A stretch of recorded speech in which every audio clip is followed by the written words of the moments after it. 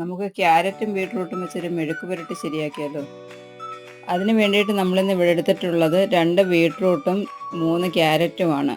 അതിൻ്റെ കൂടെ 2 സവാളയും 2, 3 പച്ചമുളകും വേണം. ഇനി ഇവയെല്ലാം നമുക്ക് ചെറുതായിട്ടൊന്ന് അരിഞ്ഞെടുക്കാം.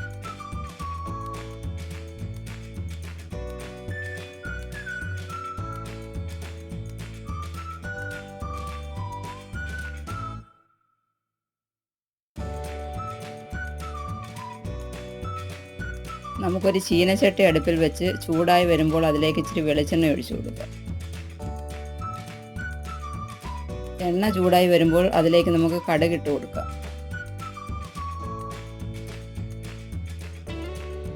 കടുക് പൊട്ടി വരുമ്പോഴത്തേക്ക് നമ്മൾ അരിഞ്ഞു വെച്ചിരിക്കുന്നത് അതിലേക്ക് ഇട്ട് കൊടുക്കാം.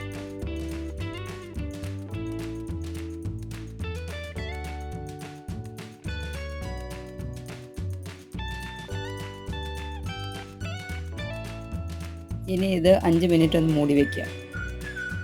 ഇടയ്ക്കൊന്ന് ഇളക്കി കൊടുത്ത് അല്പസമയം കൂടി നമുക്കിതൊന്ന് മൂടി വയ്ക്കാം.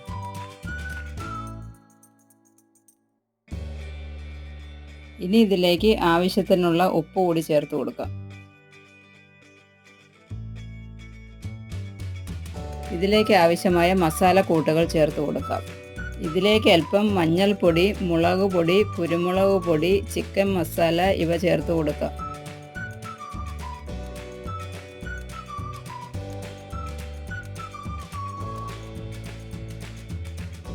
ഞാനിതിലേക്ക് ചിക്കൻ മസാലയാണ് ചേർത്തതെങ്കിലും വേണ്ടവർക്ക് ഗരം മസാല ചേർത്ത് കൊടുക്കാം കേട്ടോ.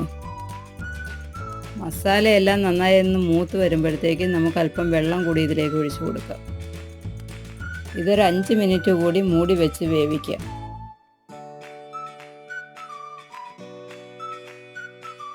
അങ്ങനെ നമ്മുടെ മെഴുക്ക് പുരട്ടി റെഡിയായിരിക്കുകയാണ്. എല്ലാവരും ഒന്ന് ട്രൈ ചെയ്ത് നോക്കണം. എന്നിട്ട് നിങ്ങളുടെ അഭിപ്രായങ്ങൾ അറിയിക്കണേ.